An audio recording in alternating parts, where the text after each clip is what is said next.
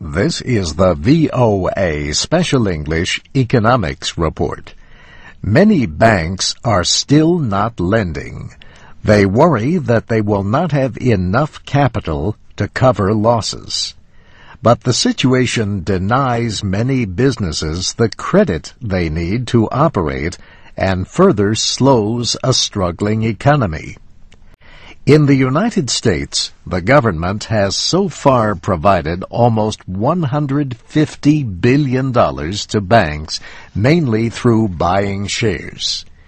Yet, this may not be enough to save some major banks.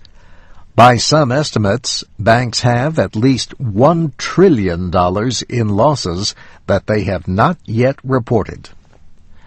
The new administration of President Barack Obama is considering ways to save banks. One possibility is to expand federal guarantees against losses on some troubled financial assets. The government has already offered guarantees to Bank of America and Citigroup, but the cost of this kind of insurance could be huge. Another possibility is to create a so-called bad bank. It would take questionable securities held by other banks. The idea would be similar to the Resolution Trust Corporation set up by the government in 1989.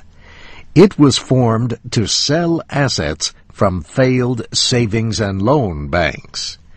But it is difficult to put a price on troubled securities. Taxpayers would lose money if the government pays too much, and if it pays too little, banks could still fail. Some people see nationalization as the answer. That is when a government takes ownership of a private business, often with the idea of selling it back to investors later. Existing shares become worthless.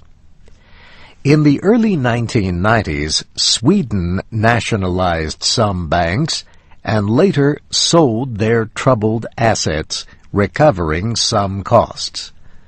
But a similar effort in the United States, the world's biggest economy, could take years, and critics warn that lending and politics do not mix.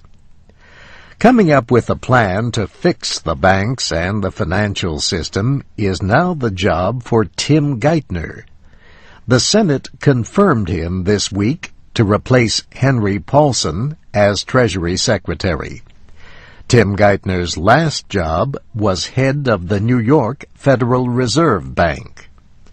Supporters said he is the best person to deal with the financial crisis. But 1/3 of the Senate, mostly Republicans, voted against him. He faced criticism for his failure to pay $34,000 in taxes when he worked for the International Monetary Fund. He blamed careless mistakes. As Treasury Secretary, he is the nation's chief tax collector.